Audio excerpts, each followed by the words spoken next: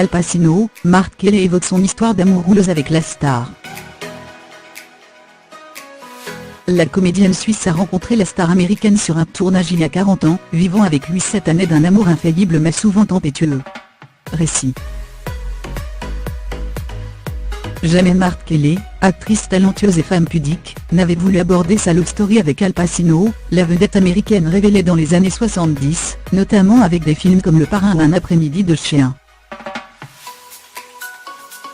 Jusqu'à ce qu'elle soit approchée dernièrement par le journaliste de Vanity Fair Adrien Gombeau, qui est allé la voir jusqu'à Toulouse où l'attendent des projets d'opéra, genre pour lequel Marthe a fait de nombreuses mises en scène réputées. L'artiste de 73 ans a ainsi accepté d'ouvrir son cœur et sa boîte à souvenirs pour évoquer cette année d'une folle passion à laquelle a succédé aujourd'hui une longue et profonde amitié. Amoureux, il fuit les mondanités new-yorkaises. C'est sur le plateau d'un film américain de Sidney Pollack, entièrement tourné en Europe, que les deux comédiens se sont rencontrés, en 1977. Dans Bobby Deerfield, Pacino joue un pilote de Formule 1 dépressif, qui reprend goût à la vie au contact d'une jeune femme fantasque, et condamnée par la maladie. Un sujet grave et un climat forcément mortifère à l'écran, mais une belle histoire d'amour, qui démarra pour les deux acteurs, entre deux prises de vue.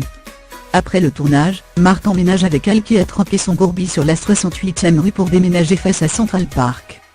Les amoureux fuient les mondanités, préférant se repaître de leur passion commune pour le théâtre et l'opéra. Mais le comédien, qui est alors une immense vedette, peut se faire ogre comme cette fois où il fit une scène à sa compagne, parce qu'elle voulait se rendre à une projection d'un film, précisément Bobby Deerfield, celui-là même qui avait vu naître leur amour. J'étais si heureuse de m'y rendre. J'avais choisi une petite robe noire, je m'étais faite jolie.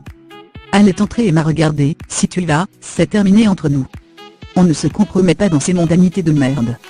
Alors, je me suis démaquillée en pleurant. Guillemets. Mark Kelly évoque l'orgueil démesuré de la star, via cette anecdote piquante. Un soir, dans l'ascenseur du Carlyle, un célèbre hôtel du très chic Upper East Side à New York, note de la rédaction, le groom Lance Fierro, je vous ai adoré dans Marathon, thriller paranoïaque dans lequel Marthe donnait la réplique à Dustin Hoffman en 1976, note de la rédaction. Je l'ai remercié, j'étais flatté que quelqu'un apprécie mon travail. Mais le liftier a répliqué, ce n'est pas à vous que je parle mais à Dustin Hoffman. Elle était fou. Non pas de la muflerie de cet homme à mon égard, mais d'avoir été confondu avec Dustin, alors à un niveau égal de taille et de célébrité, Al Pacino et Dustin Hoffman se détestaient dans la vie, note de la rédaction. En 1984, le couple finit par se séparer. Marthe veut vivre en France, Al Pacino non. Pendant toute une année, nous ne sommes plus parlé. Puis, doucement, on s'est rapprochés. Lors d'un déjeuner, il m'a raconté qu'il avait rencontré quelqu'un. J'étais heureuse pour lui. Je lui ai annoncé que moi aussi, je refaisais ma vie. Ça l'a mis hors de lui. Il s'est levé et il est parti. Puis, il est revenu et on a ri. Au fil du temps, nous sommes devenus comme frères et sœurs. J'ai été amoureuse de lui. Aujourd'hui, je peux dire que je l'aime. Preuve du bon souvenir que Pacino conserve de leur relation, ce coup de fil récent passé à son ex-fiancée. Il lui proposait d'aller l'épouser à Las Vegas, à condition de ne pas vivre ensemble.